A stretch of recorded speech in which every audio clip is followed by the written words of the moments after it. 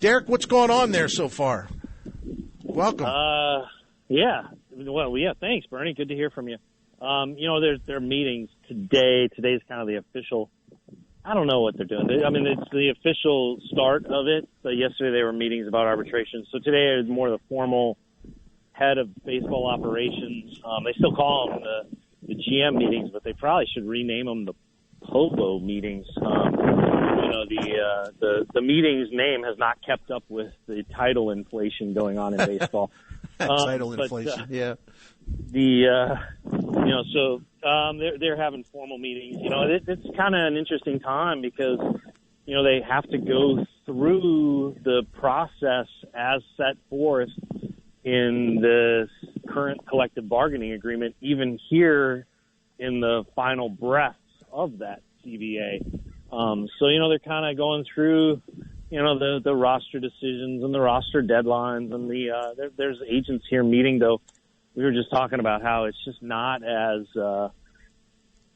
it's a different feel than in past GM meetings. There's not as many baseball folk out and about. There appear to be more reporters here than I usually remember, to be candid, and fewer people to talk to except for each other. So it's an interesting kind of setup here where the CBA is such a presence, and yet it's not part of the day-to-day business that teams still have to do. Derrick Goold with us. I know the GM, whatever we're calling those meetings. You're right. Front office meetings might be a good bland way to do it. I guess there used to be more action, and the baseball, the actual winter meetings. There's always going to be action, even if there aren't a lot of transactions, because you got agents, you got people crawling all over the place. People want to talk. There's interviews. There's set times. It's a bit of a carnival, so there's always stuff going on. But I've always wondered if, and by the way, this is awkward because some people will take this as me questioning why anybody would be there to cover it. And I swear that's not my purpose at all. I would never do that. I love the fact that you're out there. But that's a fair question. I have an answer for it. But I was going to say, do you find it, is it particularly challenging to come up with, you always come up with really good story ideas, but is this one particularly challenging because of the way it has changed? So I think that's kind of what we're wrestling with today, to be honest. There have been some changes way inside baseball that they've made after we all arrived. And so it's not even the setup that we came to expect, right? Like, right. A lot of the reporters came here going, okay, well, we'll have this. Well, now it's a little different, and not to get into the details because that'll bore people, but it does change the fact that, oh, wait, this isn't how we've come to expect it in years past. That said, you're here. I find this, we'll see how it goes this year, but in the previous years, in the past 10 years, and going back to when the late Joe Strauss was like, you got to come with me to the GM meetings. This is where we should be. That it was important to be here because you saw the groundwork laid for what then came later. And it was a good time to see, kind of the start of some conversations or to have revelations. And I think you can think of some of the things that happened at GM meetings that changed the look of the Cardinals. Last time they were here in Carlsbad was 2018. That was when Bryce Harper was a free agent. That was also where the Cardinals, got to follow up in person. Is Paul Goldschmidt actually going to be traded? Is that something Arizona is just saying or something they're willing to do? They met with him here. They met with him again here. They pushed on it to see if that's reality and then spent the next 3 weeks not letting up until they made that trade. You think back to 2014, the Cardinals had just returned from the funeral of Oscar Taveras, and that was when they approached Atlanta about Hayward. And you think within a few weeks that trade was done. The Cardinals this time around this year, they're meeting with guys about pitching at this point in time, and they want to try to move fast on some of these guys. They got McFarland done right basically at the wire, right before he could go to the open market, though they made a really competitive offer so that he never got there. He's going to have his highest salary he's ever had for a season after he was released. So that speaks to how aggressive they wanted to bring him back. Same thing with Luis Garcia. You know, they're starting to kind of ask around and meet with agents about some, you know, maybe starting pitching on the periphery. You know, some guys who are either working their way back towards the majors or, you know, might not be getting all the attention of, say, like the headliners. You know, and that stuff happens here. And by being here, I can see that. I can get a feel for that. And sometimes have a real good sense then on how to tell the story better should those deals come to pass, or at least stay ahead of them, which has now become the game, right? Right. To write what the team is going to do because, you know, because a lot of times it's a race to see who can tweet first when a deal is done. So it's better to have it a day before, 2 days before, 3 days before, a week before, that's what they're working to try to do. Derrick Gould's with us, and from the Post-Dispatch and STL Today, so please follow his reporting, as you always do, at stltoday.com, and consider becoming a digital subscriber, as I have been for many years. And, of course, got to support the print edition as well. So we ask you that on behalf of Derrick and everyone that works so hard and does such great work down at the Post-Dispatch. I wanted to ask you about that. You know, Derrick, this is the time of the season the time of the baseball offseason, where everyone's just sort of trying to figure out what each team's going to do. And you have some of the national publications, and I'm not knocking anybody, but there's always kind of a grandiose flair to it. You know, with the Cardinals, hey, you know, Corey Seager's a perfect fit. I wouldn't be surprised, blah, blah, blah. Or linking the Cardinals with some of the pricier starting pitchers. Do you have an expectation of how big they may be willing to go for whatever they deem that they need the most? Are they going to be moderate?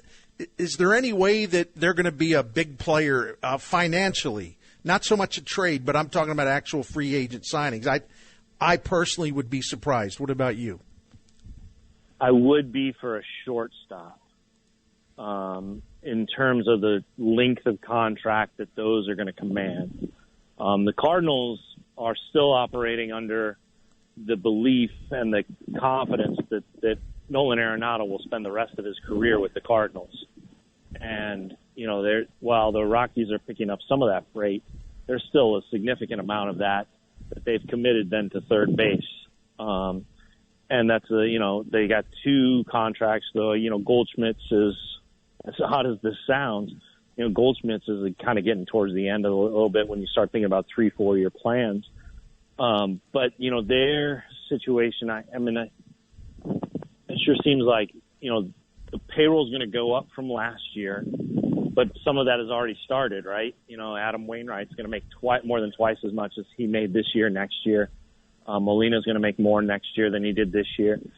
Tyler O'Neill, Harrison Bader, those are 2 guys that could see substantial raises, particularly Tyler O'Neill, through the arbitration process, and 2 Gold Glove winners now. So those dollars went up a little bit this past week. You know, Jack Flaherty's going to make more. So they have 7 arbitration eligible players, and some of them are going to quadruple their salaries.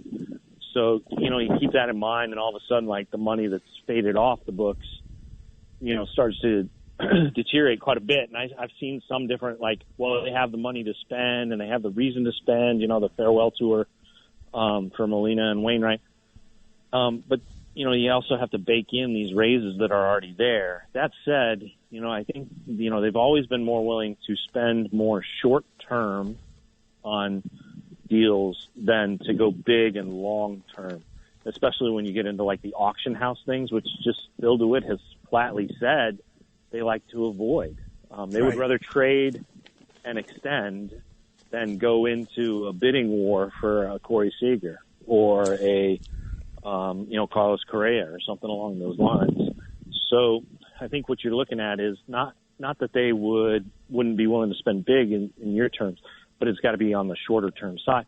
And that's where, like, there are some intriguing possibilities there starter-wise, right? Like, you know, some of these guys are in their 30s, late 30s. Scherzer stands out, who's going to command a high AAV but not a long commitment, right? So how aggressively do they go into that fold is a fair question, and it's one that they really haven't answered. And it's one that I know some agents are asking because they'd like to know, what the Cardinals' plans are. The perception is a lot that the Cardinals have put a lot on investing into this team being good to prove themselves right for the manager decision. So we'll see if that comes to pass.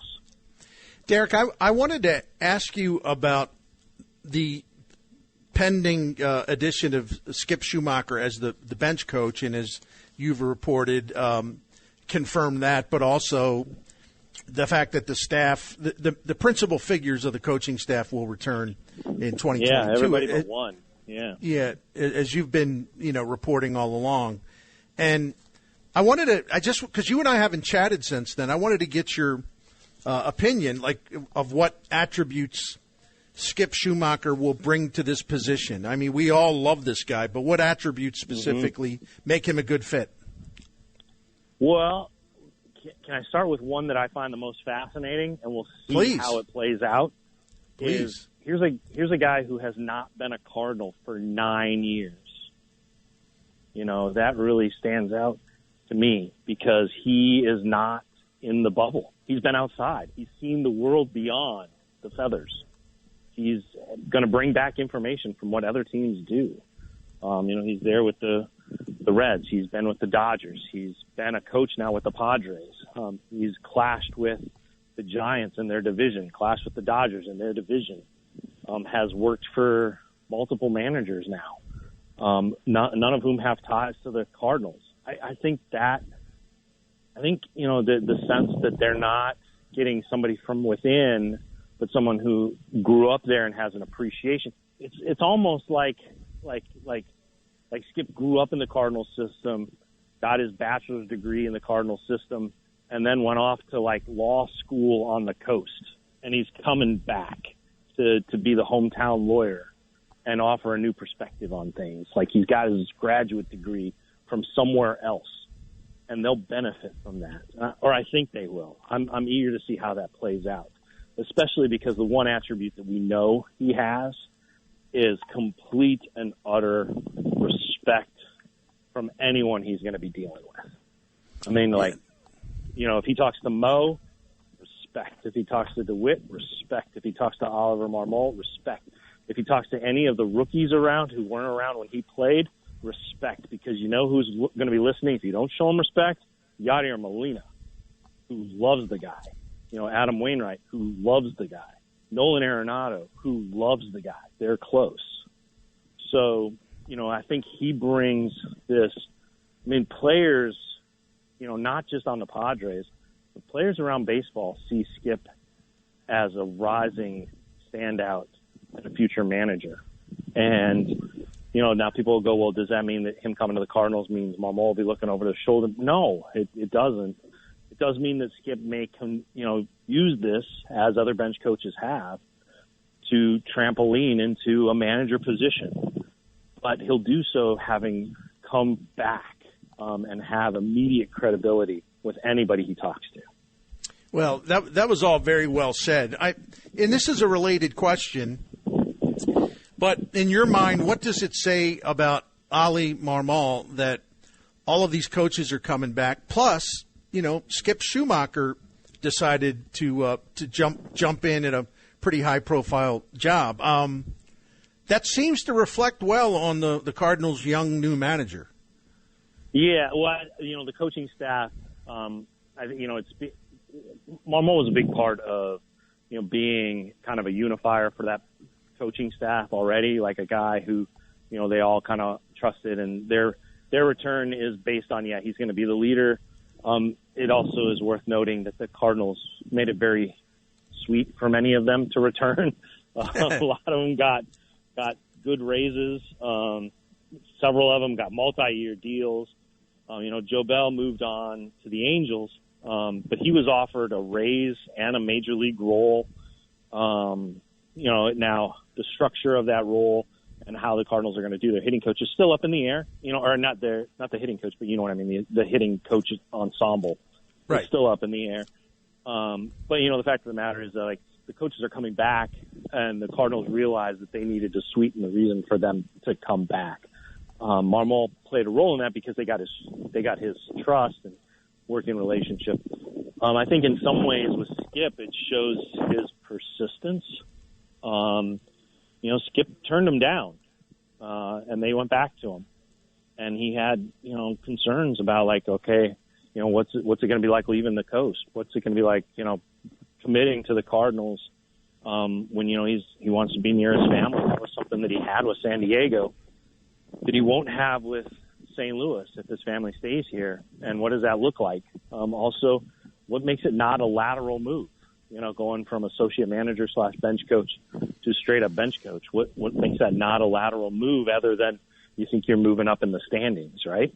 Right. So, or you think you're getting a bigger paycheck, all of which is possible. But, so I think it speaks to Marmol's persistence to say, let's work this out. What do we have to do to get the guy we want, which I always think is fascinating, right? Like you can go and you can interview guys and say, we're going to hire for the role. Or you can say, who's the guy we want? And let's fit the role around that. And it certainly seems like the Cardinals went that direction. Who's the guy that they want?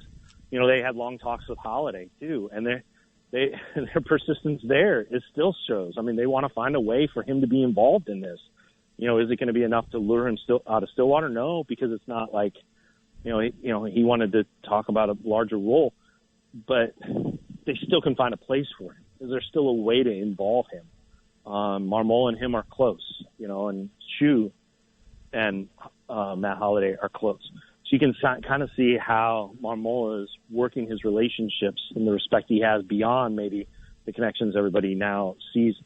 But I think that also is an example of his persistence. Okay, you're saying no to this, but what will you say yes to? Yeah, good way to put it as always. You're good at that, my man. One more for you. Derrick Goold with us here. He's from the GM meetings, the annual GM meetings in Carlsbad, California. The Cardinals. I'm trying to figure out how to phrase this. Mike Shildt's a finalist for Manager of the Year, and that's not really the Cardinals' issue. But I've heard from a lot of people today. It's like, well, doesn't this make the Cardinals look bad?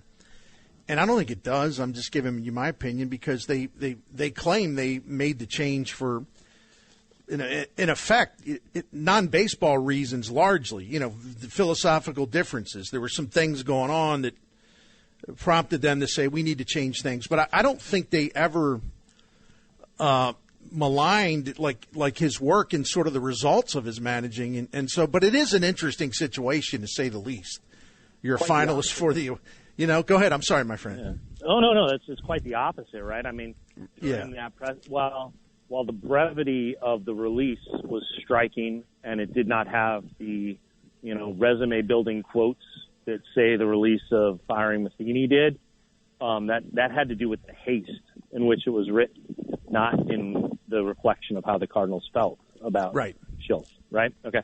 And in that Zoom, all the many things that were not well done during that press conference announcing his firing. One of the things that they did make very clear in a conference when so few things were clear was that it was not that they lauded his strategic work and what he brought out of the team and the emphasis he put on defense, 5 Gold Gloves.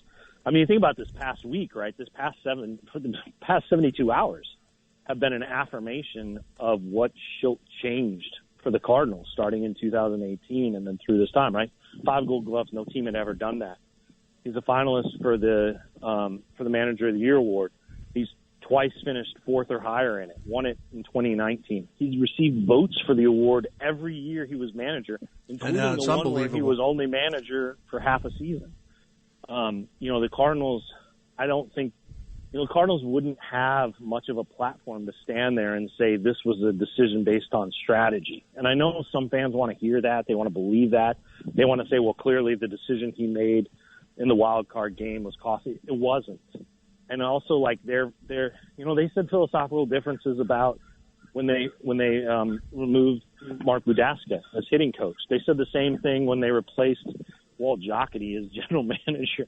That's like this coverall, this fig leaf for really what was like a personality conflict and a decision. Like we can't move forward together. if we have this different of views, either of each other's competence or each other's direction. And that's where they were. I mean, I get like they go, the quote is philosophical differences, but it was like a personality clash, a professional clash of like, okay, this just cannot work together. If this is how you feel and this is the direction I want to go, we can't have, I can't be pedaling forward and you putting the kickstand down. That just can't happen. And so you're going to have to get off the bike. And that's where it was. And, I think in a way it only underscores the pressure that the Cardinals have put on the coming season's ability to perform. But also, I think it's alleviated a lot of the pressure that will be on their young manager. Because if they falter, if they skip, unless it's like some kind of falling apart of fundamentals, right? Like spring training goes haywire, which I've seen happen, right? I mean, I saw spring training go haywire, and it was really the first sign of trouble ahead for Matheny. If the spring training goes haywire, then you go, well, what do they do here? Because look at what they had and what they fired. But if the season doesn't start off well or the team doesn't perform well, all the focus will be on the front office, all of it, and not on the manager.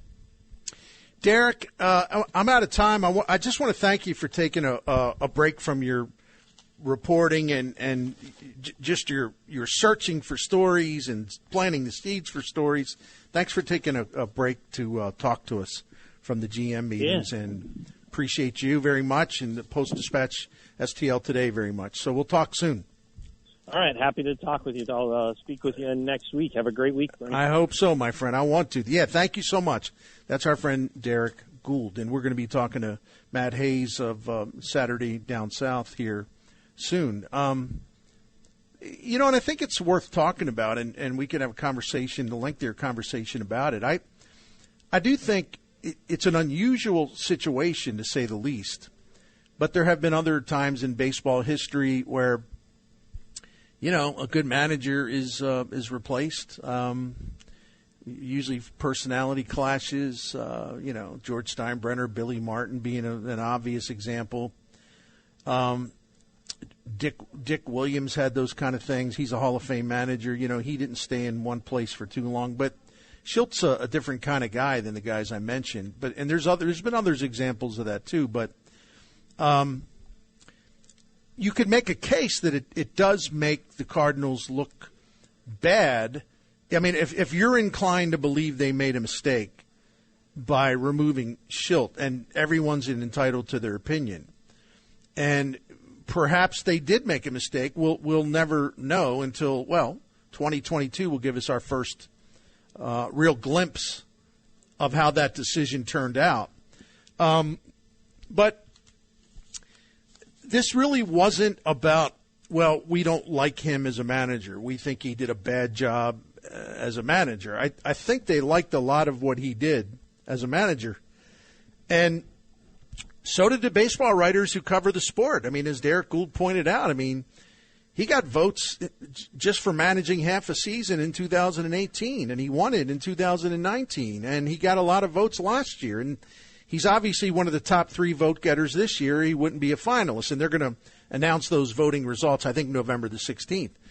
So it's an odd situation, but when you reach loggerheads on the way you're going to go in the future about, we think we need to do this, and we think one thing you really need to make a push on is this, or whatever, and you just can't agree, and then it becomes increasingly contentious, and you get the coaching staff kind of in the middle of it all.